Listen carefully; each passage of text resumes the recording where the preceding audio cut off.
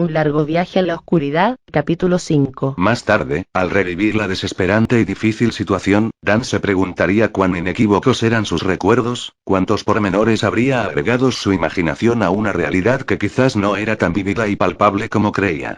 Después de todo, si bien es cierto que el peligro acentúa los instintos, él nunca pensó que fuera para tanto. Porque en su mente había olores, sonidos y detalles que difícilmente hubiese percibido un hombre normal y corriente, en una situación estresante como aquella. Durante esos 2 o 3 segundos de absoluto pánico, entonces, en los cuales el lanzallamas emitió un leve soplido y luego se apagó, dejándolos en la completa oscuridad, Dan olió el sudor de Quiroga, el suyo propio, el hedor de la criatura, que rápida y silenciosamente se les acercaba, trepada por las paredes de roca. También olió los olores propios de la mina. La humedad, el moho, el polvo asentado sobre la roca, incluso el viejo olor de los aceites y las grasas de las máquinas excavadoras, que ahora debían dormir un profundo sueño de óxido y polvillo en algún lugar de las profundidades. Y también escuchó. Más de lo que hubiese deseado, más de lo que hubiese creído posible. La respiración entremezclada de él y de Quiroga. El taconeo de los pies que retrocedían en la oscuridad, buscando algún tipo de improbable y milagroso refugio. Y sobre todo, los ruidos de la criatura.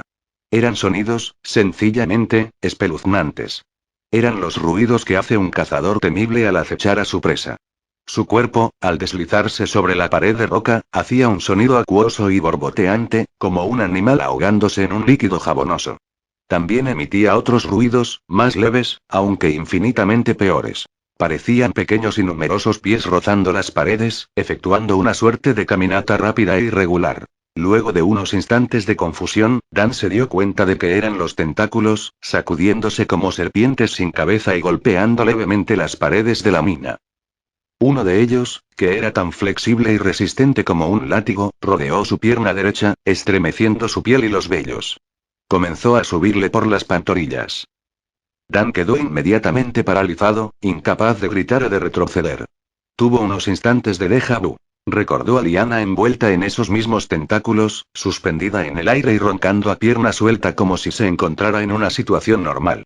Recordó que se había preguntado cómo diablos podía seguir durmiendo y roncando con todas esas cosas que rodeaban su cuerpo, aunque ahora, en la terrible oscuridad de aquel pozo, lo supo con claridad. Los tentáculos eran fuertes, pero también suaves, podían moverse con la sutileza de un amante delicado sobre la piel de uno. Dan emitió un sollozo y contuvo la respiración.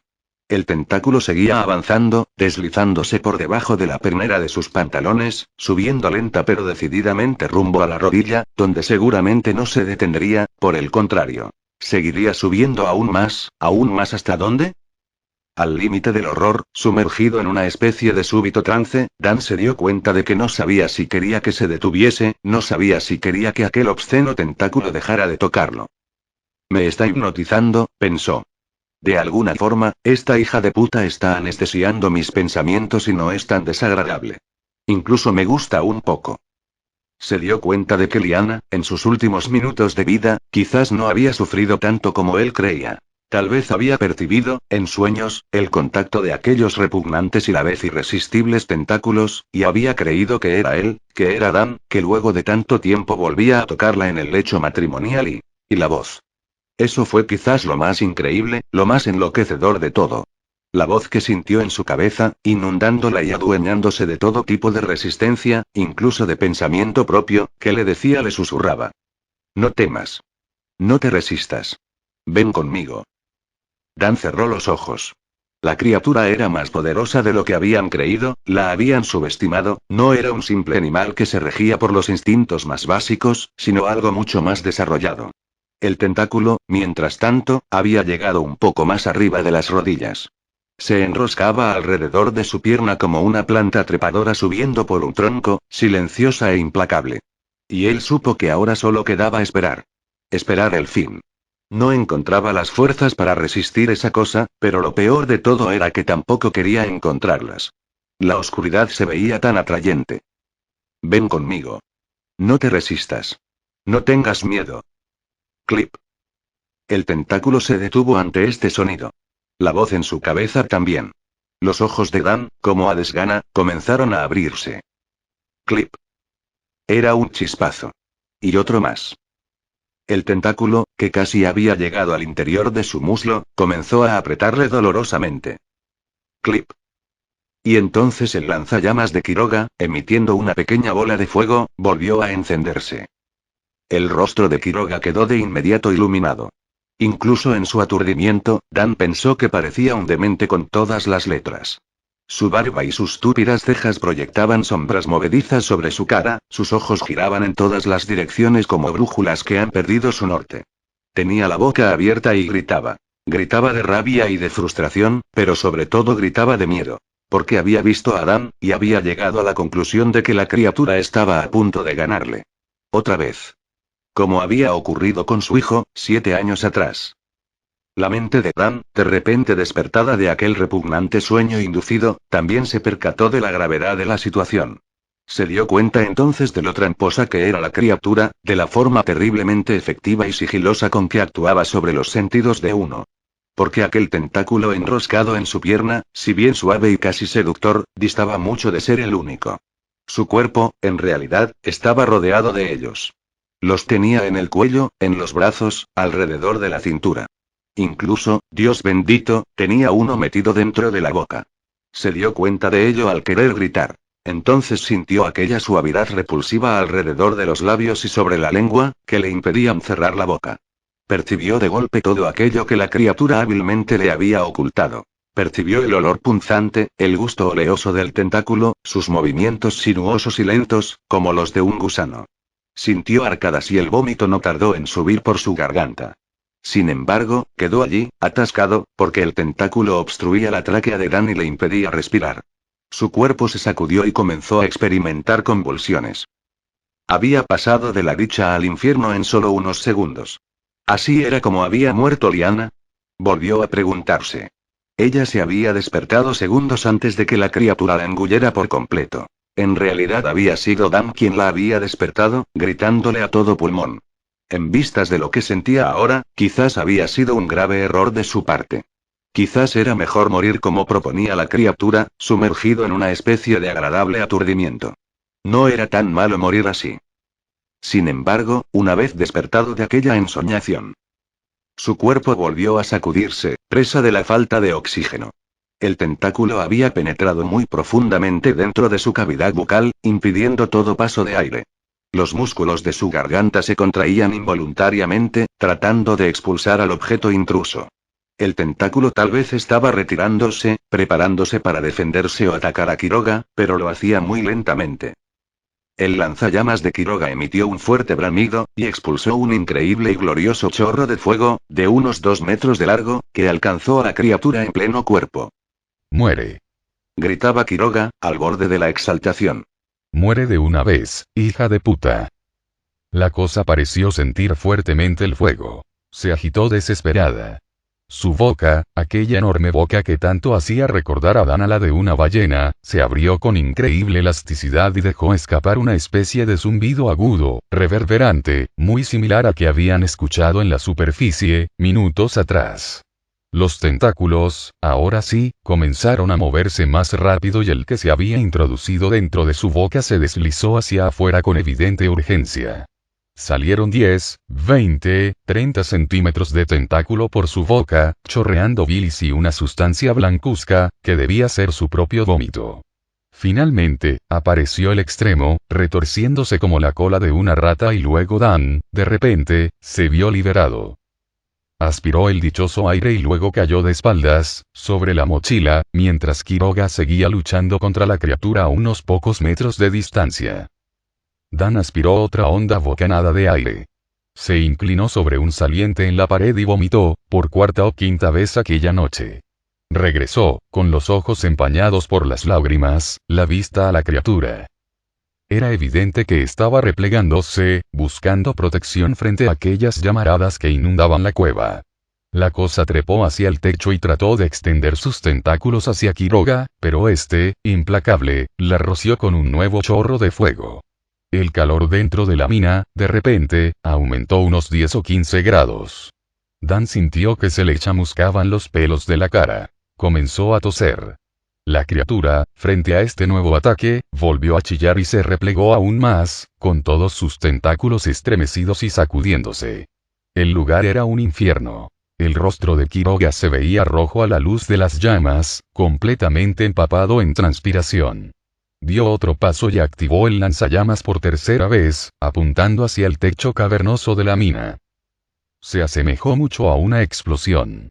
El fuego se concentró en un hueco de la roca y formó una bola incandescente, de unos 3 metros de diámetro. La criatura se estremeció y se envolvió en sí misma, con sus tentáculos replegados, como unos brazos protegiendo la cabeza. Volvió a lanzar uno de sus horribles chillidos, aunque esta vez pareció más apagado, menos iracundo. Comenzó a retirarse, muy lentamente, como una tortuga arrastrando su caparazón. Quiroga, que intuía la victoria, la siguió con rapidez y el lanzallamas volvió a escupir su terrorífica carga de fuego. La criatura, envuelta ahora en fuego, volvió a abrir su desmesurada y oscura boca y luego emitió un largo y escalofriante estertor de muerte, muy parecido al de las personas que exhalan sus últimos suspiros. «Dios mío», murmuró Dan, sin poder contenerse. La criatura se quejaba, se retorcía sobre sí misma, extendía sus tentáculos hacia cualquier parte, como víctima de un dolor insoportable. Incluso Quiroga, que tenía una larga y rencorosa historia con ella, parecía impresionado por el inminente fin de la cosa. Había dejado de avanzar y contemplaba los espasmos finales de la criatura, que aún se resistía a desprenderse del techo. El lanzallamas, con la llama piloto aún encendida, iluminaba tétricamente la escena, aportando un tono adecuado para aquella agonía. Finalmente, y luego de sacudirse por última vez y lanzar un largo y profundo estertor, la criatura quedó inmóvil. Humeaba por todas partes y una especie de icor se desprendía de su cuerpo. Comenzó a despegarse del techo. Dan pensó que recordaría para siempre aquel momento, si es que conseguía salir ileso de la mina. El cuerpo de la cosa se estaba doblando, lentamente, al tiempo que se producían innumerables sonidos de succión, como el de varias sopapas al ser despegadas de un vidrio. Los tentáculos pendían desmayadamente, cual cortinas de cuentas o tiras. Eran tan largos que tocaban el suelo, pese a que el techo se encontraba a unos 2 metros de alto. El cuerpo seguía perdiendo asidero, despegándose progresivamente de la roca hasta que finalmente terminó por caer, con un húmedo y sonoro plaf, que resonó tétricamente en la mina de repente silenciosa. Quiroga tuvo que apartarse de un salto, para evitar que algunos de los tentáculos lo golpearan. Luego de transcurridos unos prudentes segundos, comenzó a acercársele, con el lanzallamas apuntándole, listo para ser activado si la cosa volvía a moverse. Pero incluso Dan, desde su posición en el suelo, a unos 5 metros de distancia, se dio cuenta de que no hacía falta esa precaución, que la criatura estaba tan muerta como podía estarlo un trozo de piedra. Se incorporó y se acercó a Quiroga, que respiraba en cortos jadeos.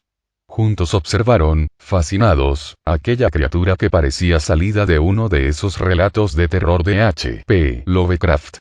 Su cuerpo debía medir unos 2 metros de diámetro, y Quiroga había tenido razón en describir a los periodistas que se parecía un poco a una mantarraya gigante, porque de hecho, una vez que la mirabas inmóvil y quitándole los tentáculos, se le parecía bastante. Su piel parecía húmeda pese a los chamuscones, la carne blanda y gelatinosa, como desprovista de huesos. Los tentáculos, que eran como cartílagos, debían ser unos 30 o 40, algunos más largos que otros. Y el olor. Eso era lo más raro de todo. Porque el olor que emitía, pese a que era desagradable, no le resultaba del todo desconocido a Dan. Cortando el largo silencio que se había instalado entre ellos, se lo dijo a Quiroga. El hombre, de inmediato, asintió. Es olor a agua de río. Creo que esta cosa vivía en el agua, tal vez en las profundidades de algún río subterráneo. Encendió una linterna de LED, y con el rayo de luz recorrió a la criatura de arriba hacia abajo, como buscando detalles que podían servir para sacar nuevas conclusiones. Pero la mantarraya presentaba un aspecto bastante uniforme, y pese a su presencia extraordinaria, no había demasiadas cosas para observar en ella. Quiroga se inclinó y le echó un escupitajo. Pero incluso ese gesto pareció forzado, como si el odio que lo había impulsado hasta ese lugar se hubiese extinguido junto con la vida de la criatura. Dan entonces creyó recordar que había leído por ahí que la venganza era como el café, por más azúcar que se le pusiera, siempre dejaba un sabor amargo. En ese momento le había parecido una frase sin sentido, pero ahora, al observar a Quiroga, aquel hombre atormentado por la desaparición de su hijo, encorvado sobre la criatura y murmurando frases incomprensibles, creyó entender su verdadero significado. Se acercó a Quiroga y le puso, vacilante, una mano sobre el hombro. Quiroga. Quiroga le apartó la mano de un manotón, y sin mirarlo ni apartar la vista de la criatura, le dijo: recuerde esto, amigo mío. Nunca me toque. Debemos buscar a Liana, Quiroga. Mi mujer. Lo recuerda, ¿verdad? Fue por eso que vinimos. Ese era su motivo, pero no el mío, Contestó el hombre. pero tiene razón, quizás aún estemos a tiempo de encontrar a su mujer. Y además, debemos hallar a Cuco. No debe estar muy lejos. ¿Y mi mujer? Pensó que Liana podía estar muerta en algún lugar de la oscuridad, con su camisón empapado por la baba de la criatura y los ojos aún abiertos, mirando hacia la nada, y se estremeció. Y luego pensó algo todavía peor. Liana muerta, pero dentro del cuerpo de la criatura. Enroscada en posición fetal como el bebé más grande y triste del mundo. Dios, murmuró. Quiroga, por primera vez desde que entrarán a la mina, lo miró. Y no por única vez, pareció adivinar sus pensamientos. Debemos abrirla. No, dijo Dan de inmediato, retrocediendo sin darse cuenta unos pasos. Si quiere, usted no mire. Pero hay que abrir a este monstruo. Tal vez esté su esposa ahí dentro. O Cuco. O peor, ambos. Sin darle tiempo a replicar, dejó el lanzallamas a un lado, sacó un cuchillo de su cinturón y se agachó para hacer un corte a la cosa, mientras Dan, con horror y sin encontrar palabras para resistirse, hacía la vista a un lado. ¿Continuará? Ahora os dejo con 2 historias más. Que disfruten del vídeo y hasta un nuevo martes de terror. El gigante de las montañas, parte 1. Dado mi gusto por viajar, las letras y el periodismo, es que hoy me encuentro aquí. Soy escritor de profesión e investigador por inquietud. He publicado muchos artículos y trabajos acerca de sucesos asombrosos que carecen de toda lógica.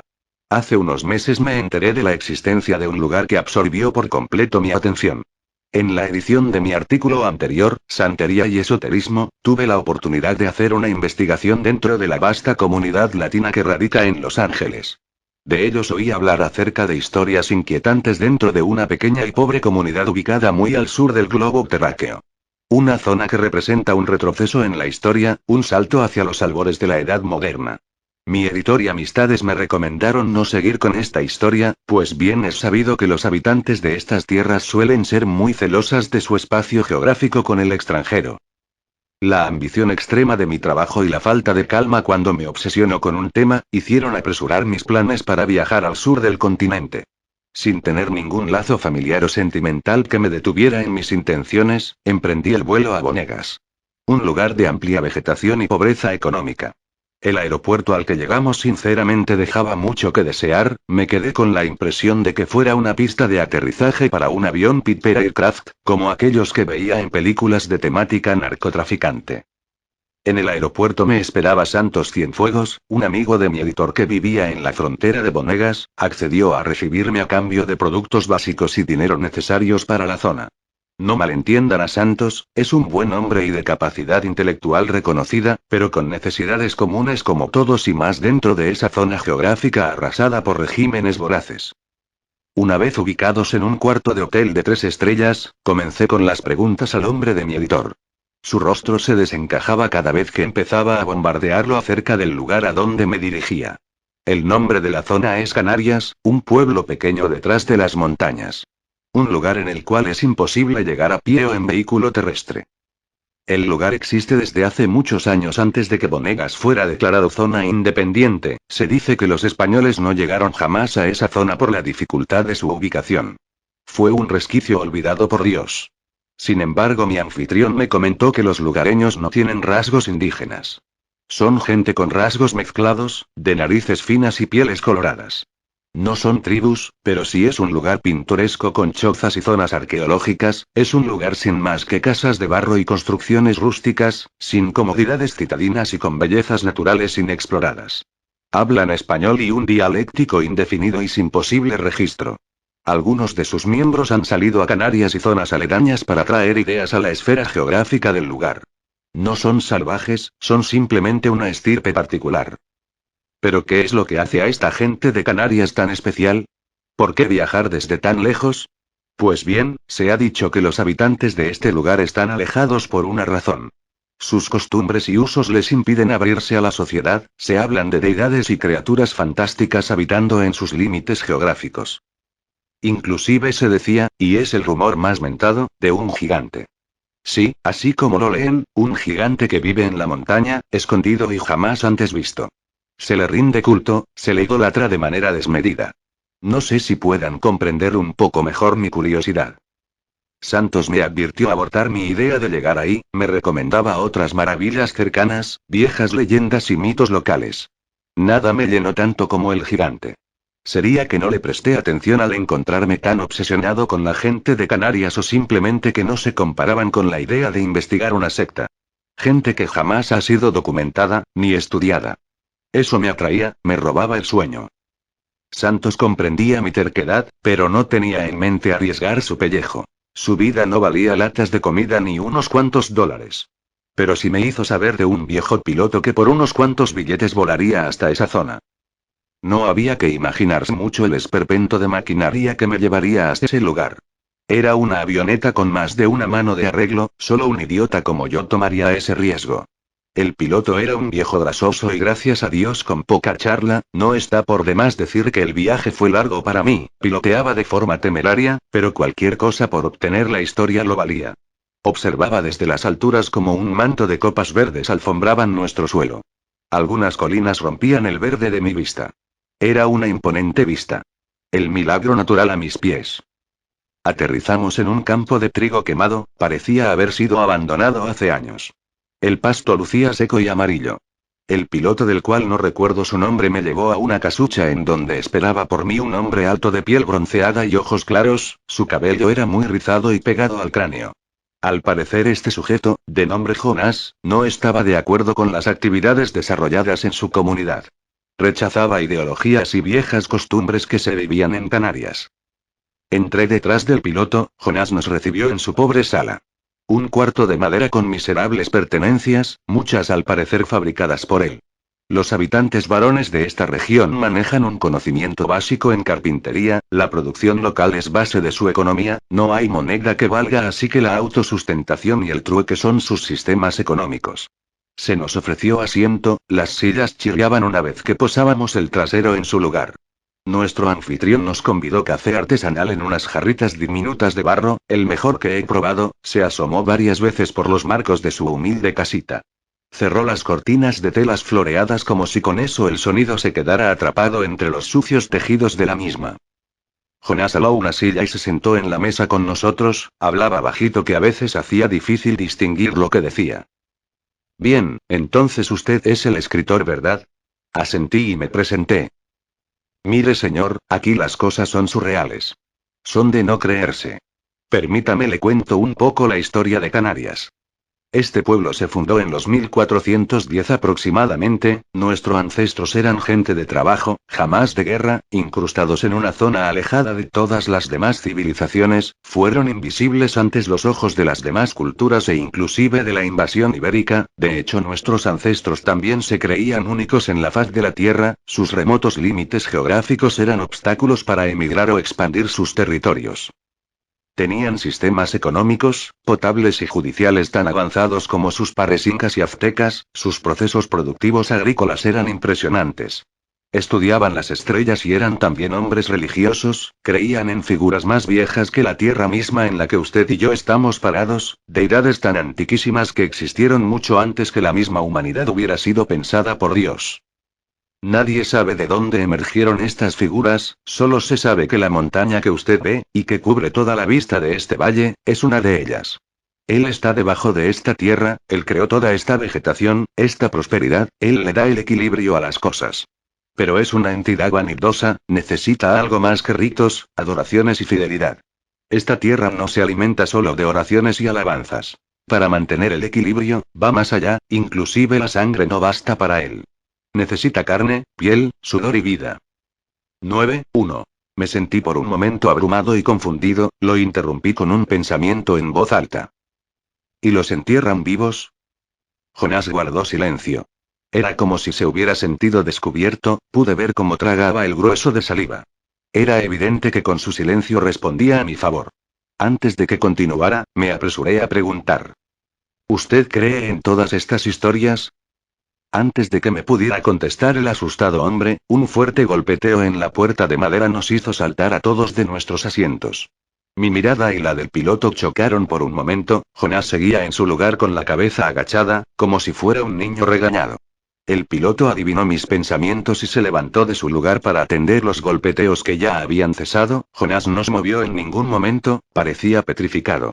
El piloto abrió la puerta y se asomó afuera del marco de la misma, no había nadie, volteó a la derecha e izquierda en busca de alguna pista, parecía que se devolvía por lo que amagó con cerrar la puerta, pero algo llamó su atención cuando miró hacia abajo, se puso en cuclillas y recogió algo del piso. El grasoso hombre volvió con algo en las palmas de sus callosas manos. Era la semilla de un fruto que no había visto antes. El fruto que nos mostró el piloto en la palma de su mano era una semilla de forma desproporcionada, pareciera una pequeña bola con varias raíces saliendo de sus costados. Pedimos una explicación a Jonás, quien solo se limitó a decir que esta semilla se dejó de plantar hace mucho en bonegas, solo se ve en momentos de ofrenda, era un fruto rico que alimentaba a familias enteras, a comunidades.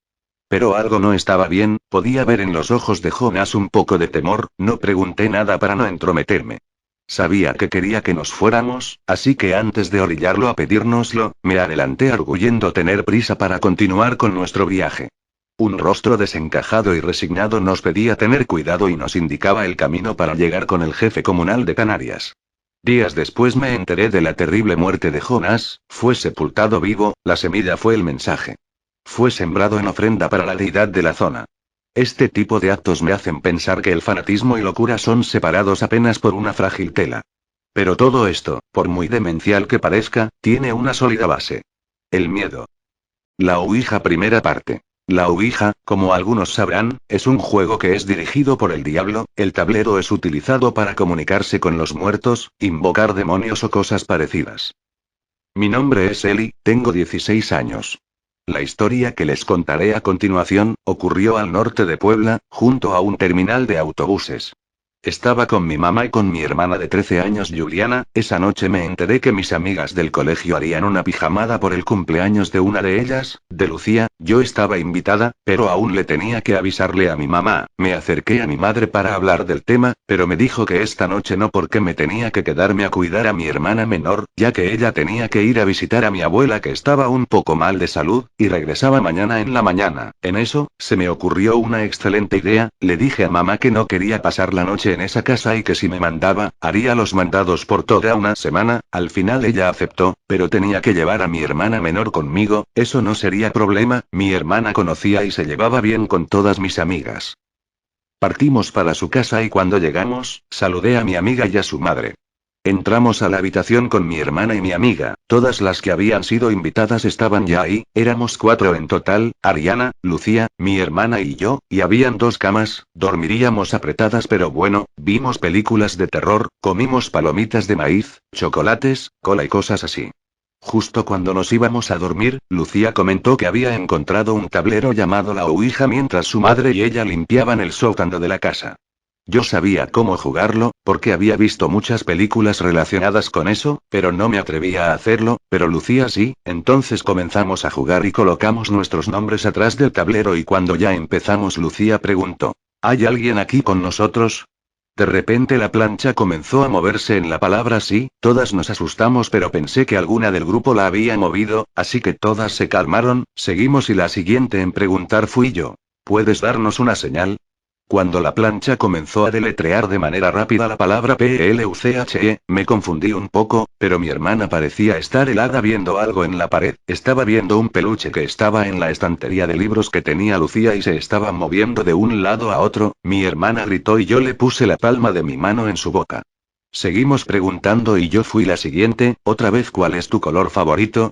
Sabía que era una pregunta tonta pero nadie se atrevería a preguntar. Se deletreó la palabra ROJO, seguimos jugando y yo pregunté tu signo favorito.